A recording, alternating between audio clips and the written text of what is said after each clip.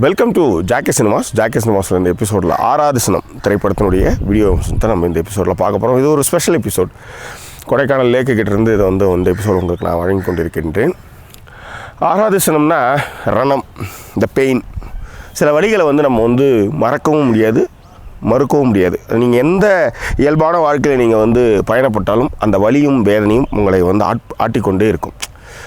So அதுதான் ஆறாத சினம், ஆறாத ரணம், ஆறாத வலி, என்னென்னு சொல்லலாம். ஸோ இந்த திரைப்படம் அதனுடைய பாதிப்பில் வெளிவந்த, அதை மையப்படுத்தி வந்த ஒரு திரைப்படம் ஆறாத சினம்.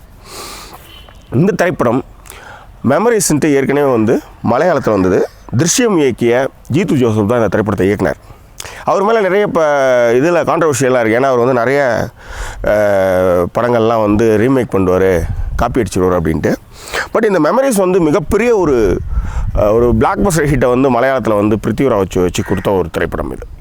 இதை தமிழில் வல்லினம், ஈரம் போன்ற திரைப்படங்களை இயக்கிய அறிவழகன் இந்த திரைப்படத்தை தமிழுக்காக இயக்கியிருக்கிறார். இந்த திரைப்படத்தில் leads Arulnithi and Aishwarya Rajesh, Aishwarya Dutta. So இவங்களாம் லீட்ஸ் பண்ணியிருக்காங்க. இந்த படம் தமிழுக்கு சில படங்கள் ரீமேக் பண்ணும்போது தமிழில் அந்த அளவுக்கான எஃபெக்டை கொடுக்காது. சில படங்கள் ரீமேக்குன்றது நான் முன்னாடியே சொன்ன மாதிரி ரீமேக்குன்றது ஒரு ரீமேக் ஃபிலிம் பற்றி ஒரு சின்ன எக்ஸ்ப்ளனேஷன் கூட கொடுத்துருந்தேன். அம்மா மாதிரி படம் ஒரிஜினல் அம்மானா ரீமேக் ஃபிலிம்ஸ் சித்தார்த்தா காரி மாதிரி. அம்மா இறந்துட்டாங்கன்னு சித்தார்த்தா காரி அங்கே வந்துட்டான்னு வச்சுக்கோங்க, அவள் கரெக்டாக அம்மா மாதிரி நடந்துட்டான்னு எந்த பிரச்சனையும் இல்லை. சப்போஸ் சாப்பிட்டுட்டு கையை துடைக்க துண்டு கொடுக்குறதுலேருந்து துணிகள்லாம் துவைச்சி போகிறதுலேருந்து சித்தார்த்தா காரி அம்மா மாதிரியான இடத்த அவங்க பிடிச்சாங்கன்னா எந்த பிரச்சனையும் இல்லை.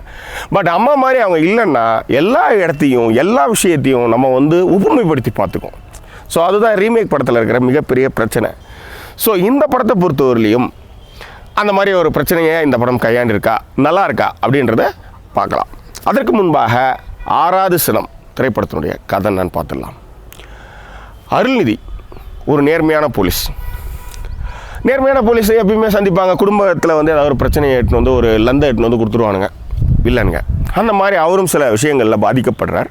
அதன் பிறகு அந்த நேர்மை இல்லாமல் அவர் குடியின் கீழே ஆட்பட்டு அவருடைய வாழ்க்கையை தொலைக்கிறார். அதே நேரத்தில் ஒரு 4 வருஷம் கழித்து பார்த்திங்கன்னா நகரத்தில் மிகப்பெரிய கொலைகள் நடந்துகிட்ருக்கு. சாதாரண கொலைகள் கிடையாது, எல்லாம் ப்ரூட்டல் மர்டர்ஸ்.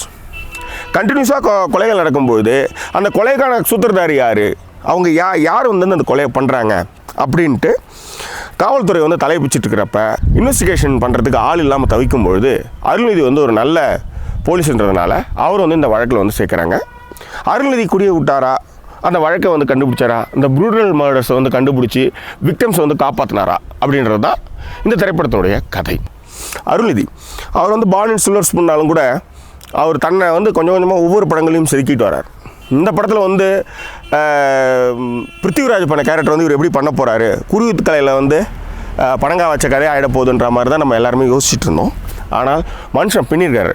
மிக முக்கியமாக அவர் அங்கே போலீஸில் ஃபஸ்ட்டு ஒரு 4 இயர்ஸ்க்கு முன்னாடி அவர் நடந்து வர்றப்ப இருந்த ஒரு ஸ்டைலு, அதே மாதிரி குடிகாரராக தாடி வச்சுட்டு வர்ற அந்த உடம்பை தளர்த்திக்கிட்டு நடந்து வர்ற அந்த shot it's a beautiful and ஃபேண்டாஸ்டிக்னு சொல்லலாம்.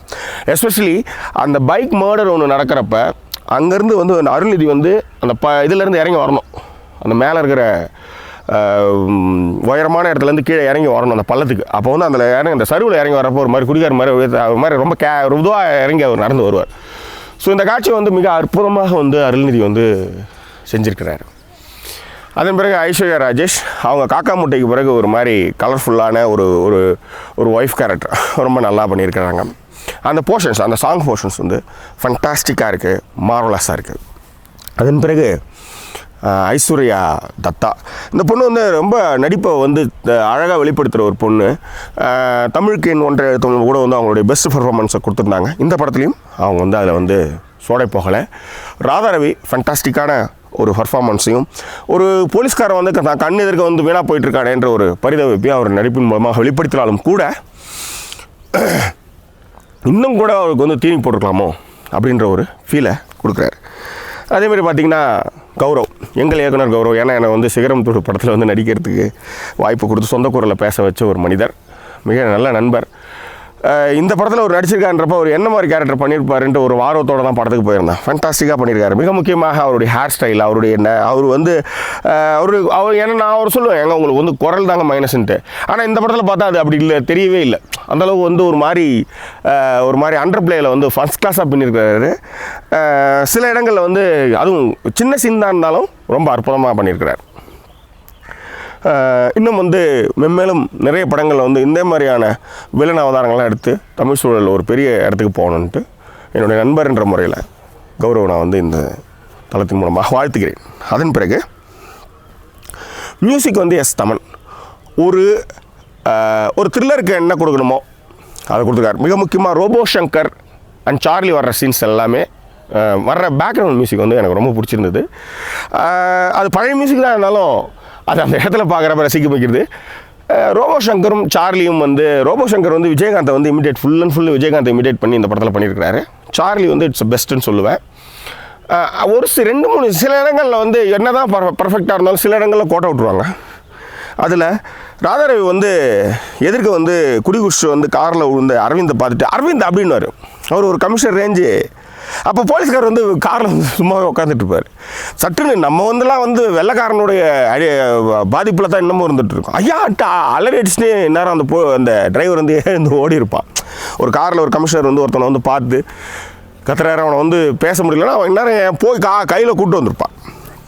அதே மாதிரி சார்லி வந்து ஒரு விஷயம் சொல்லுவார். இந்த மாதிரி சார் இந்த மாதிரி அவன் வந்து இந்த இடத்துல போயிட்டான், அவன் கடைசியாக பார்த்தது இந்த இடம் தான், அவன் ரைஸ் மில்லில் இருக்கானா அப்படின்னு சொல்கிறப்பெல்லாம் ஒரு பரபரப்பு இல்லாமல் ரொம்ப ரொம்ப ரொம்ப கேஷுவலாக சொல்கிற மாதிரி இருக்குது. அதெல்லாம் கொஞ்சம் பரபரப்பு வேணும். அப்போ தான் அந்த பரபரப்பு நடிகர்கள் மூலமான அந்த பரபரப்பு தான் திரைக்கதையின் மூலமாக வந்து பரபரப்பாக எடுத்துன்னு போய் சேர்க்கும். ஸோ அந்த வகையில் பார்த்திங்கன்னா இந்த மாதிரி சின்ன சின்ன குறைகள் இருந்தாலும், அதே மாதிரி முதல் பாதியில் வந்து சின்ன சின்ன ஒரு லேக் இருந்தால் கூட இந்த திரைப்படம் வந்து ஒரு பெஸ்ட்டு த்ரில்லராக ரசிக்கிற அளவுக்கு இருக்குதுன்றதில் மறுக்க முடியாது. ஏன்னா ஒரிஜினல் பார்த்த எனக்கும் கூட திரும்ப வந்து இந்த படத்தை பார்க்கும்பொழுது இந்த படம் வந்து ஒரு த்ரில்லர் எஃபெக்டை ஒரு சஸ்பென்ஸை வந்து நடிப்பின் மூலமாக கொடுத்ததுன்னா மாற்று கருத்தில்லை. இந்த திரைப்படத்திற்கு சினிமாட்டோகிராஃபி அரவிந்த் சிங். இந்த படம் வந்து 40 நாட்களில் எடுக்கப்பட்டது. 38 நாள் வந்து ஷூட்டு, 2 நாள் வந்து பேட்ச் ஒர்க் பண்ணாங்க. அந்த மாதிரி லோ பட்ஜெட்டில் எடுத்த ஒரு திரைப்படம். இந்த 40 நாளில் அரவிந்த் சிங்கினுடைய உழைப்பு வந்து அபாரம். ரொம்ப அற்புதமான காட்சி அமைப்புகளால் வந்து ஒரு த்ரில்லர் எஃபெக்ட். ஏன்னா மிக முக்கியமாக ஒரு கொலை வந்து இதில் நடந்திருக்கும், ஒரு வயலில் நடந்திருக்கும். அது வந்து ஒரு ஏரியல் ஷாட் வந்து ஃபஸ்ட் கிளாஸாக இருக்கும். அந்த சோளக்காட்டு பொம்மையிலேருந்து சர்ற அப்படியே கேமரா வந்து இந்த பக்கம் பார்த்தா அந்த நியூஸ் சேனல் வரலையும் அதை வந்து அந்த ஷாட் வந்து இட்ஸ் அ ஃபேண்டாஸ்டிக் ஷாட். அதே மாதிரி ராஜேஷ் கண்ணா அந்த திரைப்படத்திற்கு வந்து எடிட்டிங் பண்ணியிருக்கிறார்.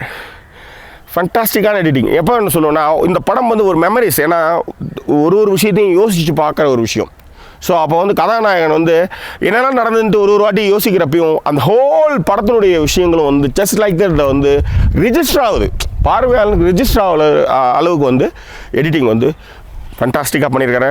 ஸோ த்ரில்லர் விரும்பிகள் அவசியம் இந்த திரைப்படத்தை வந்து கண்டிப்பாக பார்க்கலாம். அருள்நிதியோட கேரக்டர், அருள்நிதியோட அவருடைய கெரியரில் இந்த படம் வந்து தி பெஸ்ட்டுன்னு சொல்லுவேன். துளசி இந்த அம்மா கேரக்டரில் அவங்க பின்னுவாங்க. இந்த படத்துலையும் அவங்களுக்கு பெஸ்ட்டை கொடுத்துருக்காங்க. இந்த திரைப்படத்திற்கு ஜாக்கி சினிமாஸ் அளிக்கக்கூடிய மதிப்பு 5க்கு 3.25.